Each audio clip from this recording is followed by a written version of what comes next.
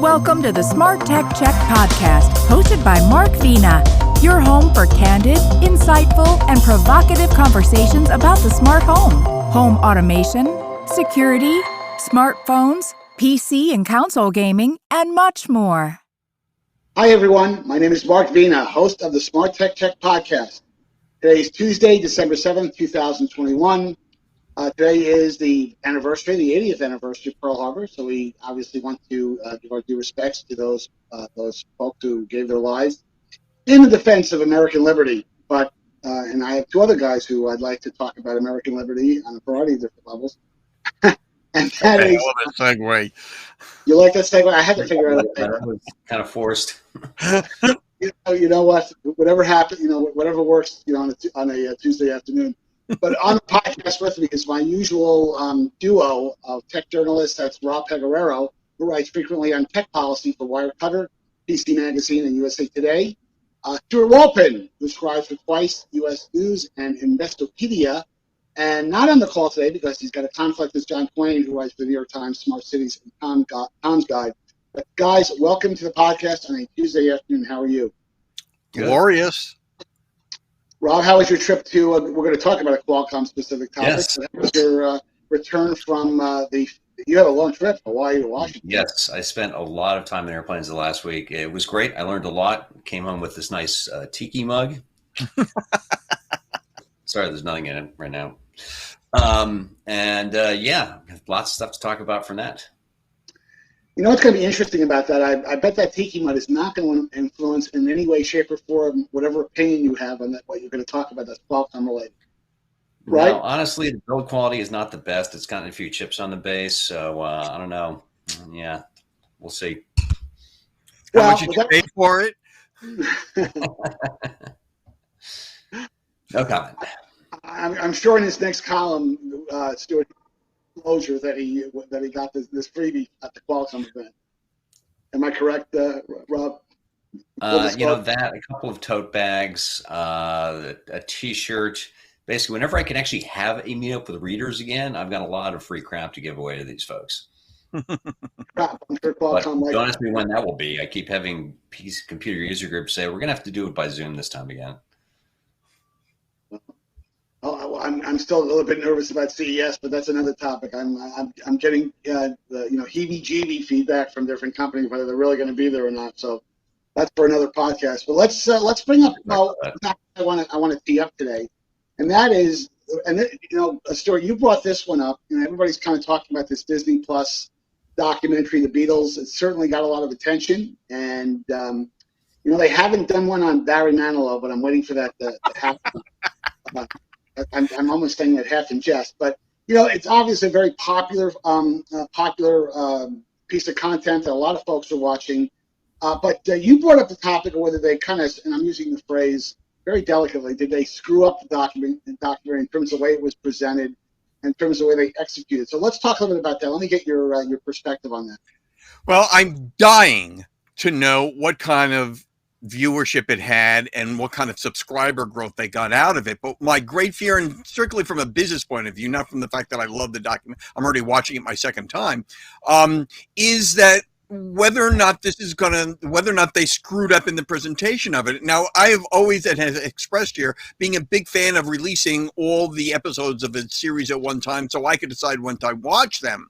But given that this is a one-time event, and given that people can tune in, get a free trial or get 1 month's worth, watch it and then drop it, I just didn't understand why Disney didn't create a 8-part, 1 episode a week series to cut down on the churn and to build, not excitement. I don't think it needed any more built-in excitement necessarily, but to try to stretch it out and to pick up those users or those new subscribers who might otherwise just pick up Disney Plus for the time it takes them to watch it and then to drop it again. My guess is, and I'll ask Rob to chime in on this, my guess is when they do the modeling of this, that, a one-time charge just to watch the documentary versus, just let people do the churn and burn thing where they sign up. And there's probably a lot of people that dropped it, during the free trial. but the remaining people who did sign up probably exceeds the number of people they think would have paid for it separately in a one-off. But I could be wrong about that. But it's an interesting question. And the other part of it is that Disney, I don't know that they came in quote unquote late necessarily, because obviously this was not obviously, people don't know, it was originally intended to be a 2-hour theatrical film, and then they decided to do a much longer thing. So it may have been Peter Jackson's decision on editing and how he edited that he didn't want it to be anything other than it was him being the man of the bloated trivial trilogies. But it just seemed to be a missed opportunity for Disney, which has been having trouble getting new subscribers. Once everybody rushed in, it sort of just sat there once they had their sort of built-in audience. And this was an opportunity to sort of grow their audience and hopefully hold on to them. And I just thought that they sort of missed an opportunity by not stretching this out a little more. Rob, your thoughts? So I have to confess, first of all, I have not seen it at all. It is a rather long production, and not really of my generation per se. But it's Wow. I've been waiting all day to say that. 7-8 hours. That's a lot to take in. About 7.5 hours. Yeah.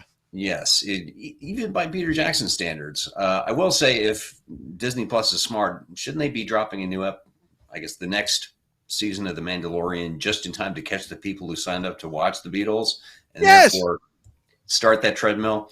I think Disney Plus, most video streaming services should have the problems that they're having, which are, they've had huge growth and maybe now it's plateauing a little bit, but they're a video service that's actually gaining subscribers, which is not the case certainly for any legacy pay TV, cable or satellite service.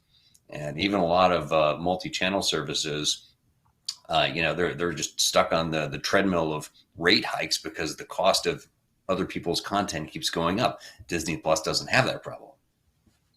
But you know what? And I'd like to get Stuart to comment on this. I suspect that there is something, around the notion, television that has done this for years, the whole idea around some type of event anchor that's so special from a content standpoint that it forces you to watch it in an extended period of time. And I think this Beatles documentary, although from a demographic standpoint, thank you for reminding how old we are, Rob. I really do appreciate that. It does. Let's face it, the Beatles. Are we going to get an REM or a U2 documentary? That's what I want to know. Well, a Beatles or Barry Manilow documentary would appeal to a very specific type of demographic, and but I do believe that that you'll start to see other, I think, streaming services they'll kind of coalesce around every year in their own special space where they play. There's something that's so important, so significant that if you're not subscribing to the services, you're compelled to subscribe to it. Though I don't know, that's hard to do, whether it's some type of live action sports thing, which is obviously television is known for, or whether it's a piece of content that just drives people. I mean, in the old days, now I'm dating myself, look at what The Sopranos did for HBO. I mean, not that HBO wasn't on the map, but let's face it, HBO picked up a lot of subscribers over the years because the fact that they have the Sopranos franchise. I mean, what's your thoughts on that? Well, I mean, I think The Sopranos is a different case, and Sex and the City is a different case for HBO. And the same thing with us shows that sort of anchored or really blew up some of the other networks is that there is going to be a second season of this, of Get Back, unless Peter Jackson decides to put together a video version of Let It Be. And since Rob hasn't seen it yet, there are very few spoilers. Versions. Break up or something at the end. Say that again? Don't tell me the band breaks up at the end of this. Spoiler alert! But the only other opportunity is to release some sort of video album because they have complete takes, and for some reason, this, as long as it is, they only have 1 or 2 songs that are complete takes of songs that are actually appeared on the album, and they have all the footage of all the complete takes for that album, with the exception of Across the Universe. So there may be, but other than that, there really is no follow-up season. So there's nothing it's not an anchor. And the way The Sopranos was. The Sopranos was an anchor. You can come back to, oh, we've got season 2 of The Sopranos, or season 2 of Sex and the City, or or whatever it happened to be on whatever the channel it is, or The Mandalorian for Disney Plus. Or I have read that Disney is investing a lot heavier now in original content, because you can only exist on pre-existing content for so long when you're battling against Netflix and Amazon and Apple.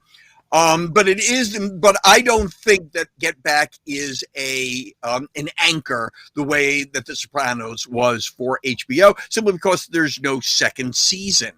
And that's why I was a little surprised that they didn't try to stretch it out. So maybe midway through episode 4 of Get Back, now we're starting season 3 of WandaVision, or season 2 of Mandalorian, or whatever, what have you. It just seems to me that, considering, and not that I disagree with Rob, but I've been on Twitter and there's a lot of 20-somethings watching this, and it's just a little surprising to me that Disney didn't try to use it as a fishhook to try to grab other users who might otherwise decide, all right, I've watched this, I'll now cancel it. The other thought I had was that if other streamers are going to do something like that, maybe there are new business models to be had.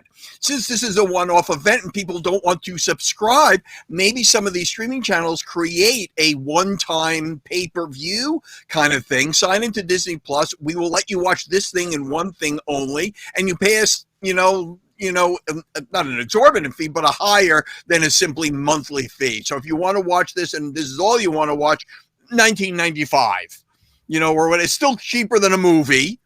And you probably get a lot more with, and nobody kicking the back of your chair. So I don't think this is the same thing as an anchor the way The Sopranos was. So, Rob, I want to get Robin to just kind of take us to the next topic here. Is that, and Rob, I know that you're a big Sex and the City fan. I know that. We watch it all the time. Yeah. Coming back. I can't wait till they do a Golden Girls version of Sex and the City. It's starting in about a week. I know. It's true.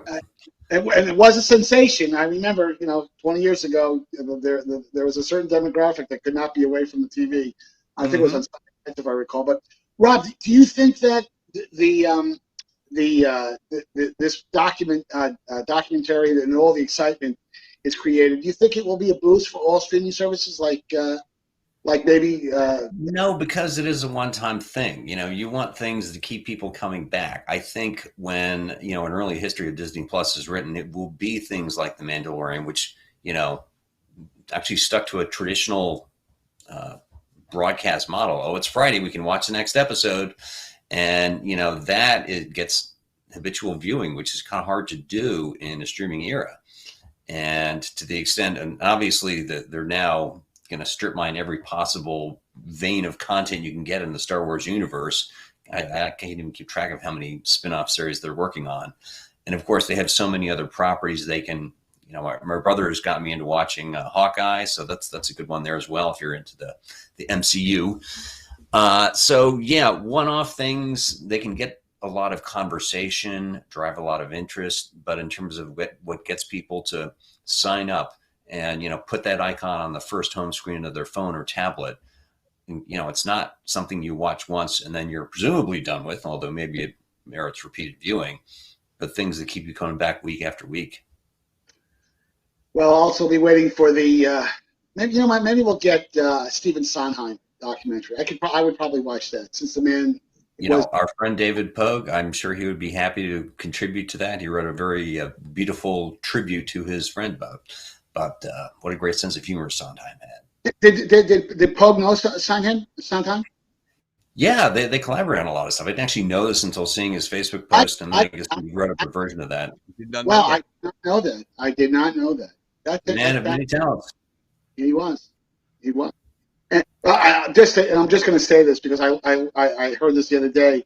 I've got the Broadway satellite channel in my car on XM Radio, and they replayed a interview with him and Hal Prince, one of the great he's still around, one of the great directors and producers in the last 50 years in the theater. An interview that Sondheim and Prince did back in 1969, right after Hair came out, and it was very apparent that Sondheim was not a big fan of Hair, and he didn't think that rock and roll would ever play a significant role in future Broadway scores. He just thought it was kind of a one-off type of thing. I thought that was fascinating. I had to say that because I thought it was a side there. But let's go to the next topic, and this is going to go right to your visit and your boondoggle in Hawaii. Hey, there's good places for boondoggles and there's bad places for boondoggles. Hawaii's not a bad place for a boondoggle, but they did announce always on camera vision for their smartphones. Now you were there, you heard the pitches and the presentations. I imagine this, to me, without knowing a whole lot beyond some of the coverage that I read about it, seems like there's a lot of privacy concerns that I would have. But let's talk about what the vision is, and I'll let you jump into it, Rob. So the always-on camera is a part of the sales pitch Qualcomm made at its Snapdragon Tech Summit on the Big Island of Hawaii. I have to note up front, they did cover travel costs, airfare, and lodging for myself and most of the other reporters and analysts who were there. That said, I did not come away too impressed with this. The idea is that a phone that is built on the Snapdragon 8 Gen 1 chipset will always have the front camera on, but not in the sense that it is buffering video or, capturing a picture every 10 seconds or whatever.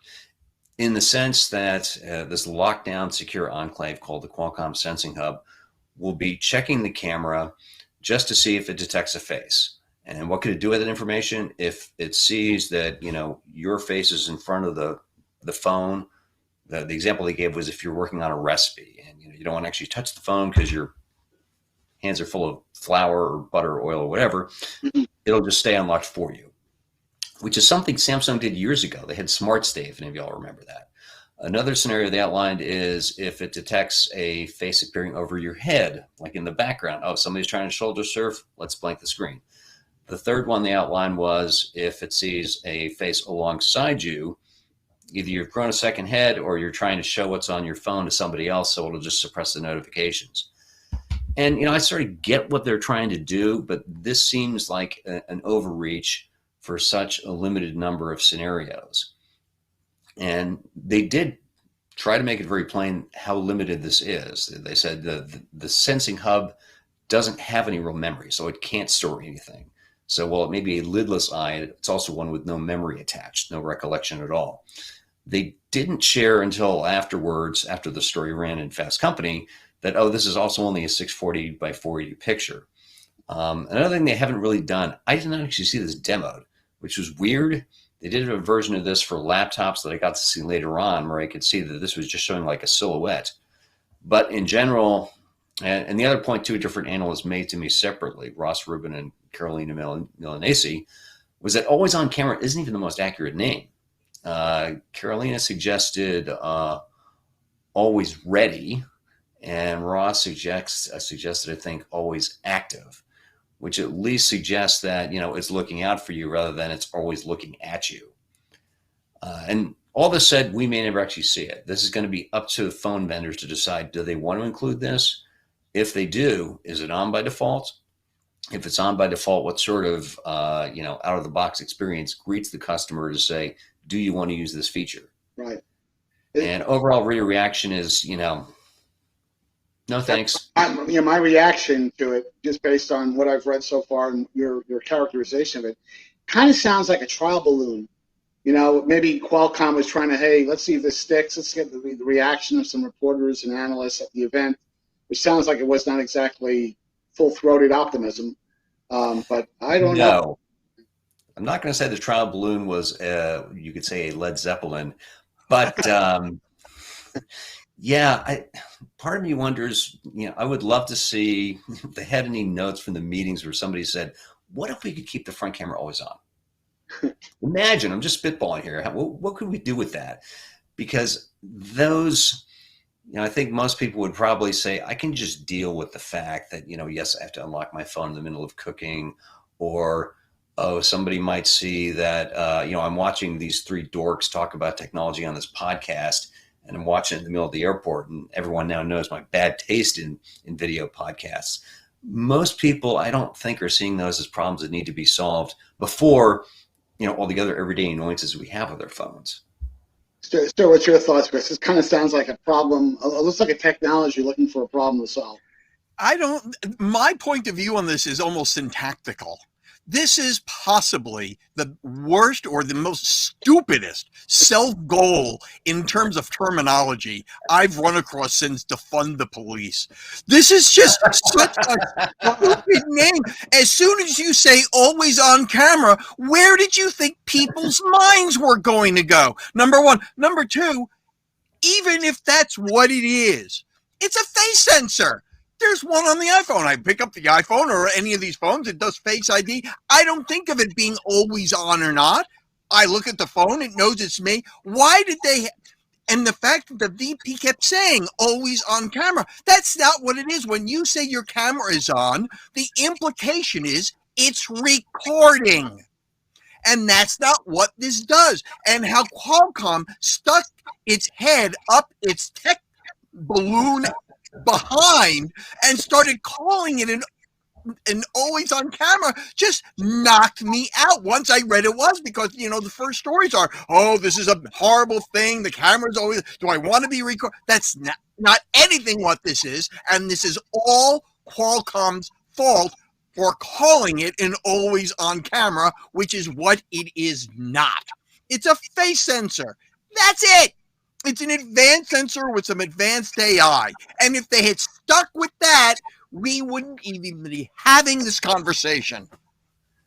Well, what can I say, Stuart? Thank you for that low-key response. Yeah, other than that, I don't have an opinion. No, but here's the thing, and we're going to talk a little bit, something that's a bit similar to this when we get to the Microsoft Chrome thing we're going to talk about in a second. Technology companies do this from time to time. They come across something that's kind of cool, kind of interesting. And by the way, Rob, the fact that it's only it's low resolution doesn't make me feel a lot better, honestly. The fact that they reiterated that a few times seems like they were trying, well, maybe it's a privacy issue, but it's a low resolution privacy issue. That doesn't make me feel a lot better. I can't fathom myself.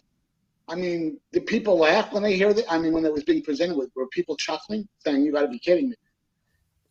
Not so much chuckling, but I can definitely tell you the reaction, even in the sort of embargoed preview, the questions right afterwards were really skeptical. Like, yeah, really? Can you walk me through this one more time? Well, let's hit the next topic, because obviously this one, I have a feeling I know how people are going to react here. Let's talk about, and I'm being a bit melodramatic here, Microsoft playing dirty. And I did notice by this myself is that Windows 11 will prompt you to stop you from downloading Chrome. You can still download it, of course, but you have to overcome, a couple of dialog boxes. And, Chrome is incredibly popular. Edge, obviously, because Edge comes with the new Edge comes with Windows 11, is quite popular as well because it's embedded. But, Stuart, what is your quick take on, Microsoft, being very proactive in trying to stop people from downloading Chrome? Do you have any thoughts on this? This is almost worse than the always on camera thing. Again, this is another self-goal. Is there no corporate memory at Microsoft when they got hit by the Justice Department over tying Explorer and cutting out Netscape from Windows? It's like, how short is your memory? We are not talking about this. It's a long time ago. Now, what they're really doing, and I think they've sort of crept up to the edge without actually going over the legal line, because they're not really trying to stop you. It's more like discouragement. Oh, we have something. It's essentially the messages that you get are, our browser it's built on the same platform. It's much better than Chrome. You really don't want Chrome. It's not saying don't do it. It's not stopping you. It's just sort of saying, well, we're just as good, if not better, and trust us, not Google. So but the fact that Microsoft got raked over the legal coals for this once already is, again, this is just such a self goal. No, I'm surprised as well, honestly. This falls into the department of when they were talking about this 8 months ago before they implemented this. What could have the old Microsoft, I'm sure, would not have gone as far. This just seems to me a very, very aggressive stance. Again, they're still, I guess, an inch above the line because they are not stopping people. But I think there's a lot of ways they could have educated people on, hey, before you download Chrome, let me force you to watch a video for 3 minutes that shows you how wonderful Edge is. But by no means don't. It's just so ham-fisted. Rob, what do you think, Rob? I'm thinking of that line from Spinal Tap. There's a fine line between clever and stupid. Yeah. And like Microsoft, this is not like the days of Internet Explorer, and that Edge is actually a legitimately good browser. It has that great compatibility because it is built on the same Chromium engine as Chrome. Yes. But it has built-in privacy protection that Chrome does not offer and really can't offer given Google's ad business. And it's got they've added memory hog. It's the memory hog that Chrome is. Chrome is a big memory hog. Yeah, and thoughtful features like vertical tabs, a new way to do the interface, which makes sense for a lot of people. The finding if there are coupons for something you're shopping for, that's a good idea. That's creative. And the fact that they have versions of this for iOS, for Android, for Mac OS, and so you can synchronize your browsing between all those three. They've got a good sales pitch, so they don't need to get in with this heavy-handed stuff, which is just silly. Like on the one hand, they're saying Chrome is so 2008, and the other hand, they're saying we're built on the same stuff as Chrome, the same 2008 stuff. Which one is it, Microsoft? And I want to see more competition in browsers. It's not healthy that so much of the market, although I think it's like 69, 70% Chrome. It's not as bad as when it was 93 or 95% IE. I think competition is good. I want to make sure that sites, have to make sure they look good in all the major browsers. And Microsoft is realistically much better positioned to bring that competition than Mozilla is with Firefox. But this is it's a clumsy, ham-handed, own goal, oafish way to go about it. Well, that's two ham-fisted ideas in a row, which I don't think we've ever had on the podcast. Yeah, from companies who should know better. Right. They should have the institutional memory. They should know better. Let's go to the fourth topic here. This is kind of interesting to me. I'm sure it's interesting to you guys. Apple's actually taking Russia to court over the App Store. I mean, to me, the interesting thing is whether Apple will give in. Do they kind of, our business is so important in Russia. We don't want to run afoul of the Russian government, yada, yada, yada. But what's your thoughts, Rob? Do you think Apple will stick to its guns, or do you think they just scream uncle at some point, saying, okay, we give up, we'll let up? So many other governments are working this angle. And, in general, in any case of a dispute between Russia and an American technology company, I want the Russian Federation to lose. It is run by a tyrannical autocrat who is ripping off his people and destroying their future through rampant corruption and just collection of power for no actual benefit. They're terrible people. And the fact that in this case, it is true that it's not good for competition, that Apple gets to take this cut of every in-app digital transaction and then forbid app developers from telling other people about it. But that case is being brought elsewhere. There was that ruling in the Fortnite case saying, and I guess Apple saying that it will allow at least a link out to an outside payment method. There was the case in Japan. I would much rather, if Apple's going to send lawyers to do battle in Moscow, how about the fact that they're forced to remove certain apps that the Russian government doesn't like, whether it's VPNs or Alexei Navalny's app to help people coordinate their voting. That is a much more problematic use of the Russian government's power over American tech companies. Stuart? Well, I think this is indicative of a much larger issue. Just on a macro issue, the fact that Apple thinks it's going to win in Russian court just boggles my mind. Again, this is the third big company that is just tripping over itself. Really, you're going to win a legal battle in Russian court over what the Russians want you to do. Okay, but I think this is a much larger problem that has been going on with extreme nationalism in a lot of countries. I mean, China, India, now a lot of these companies are imposing their own rules on American tech companies. And it's a death by 1,000 cuts because the internet was supposed to be this global thing that was supposed to be all inclusive. But as individual countries begin to exert their own level of control. Now, I'm not saying that that's all a bad thing either, because obviously these American tech companies need to be controlled in some way. But I think this is going to be a give and take that's going to require a much broader set of solutions than individual companies fighting individual policies in individual countries.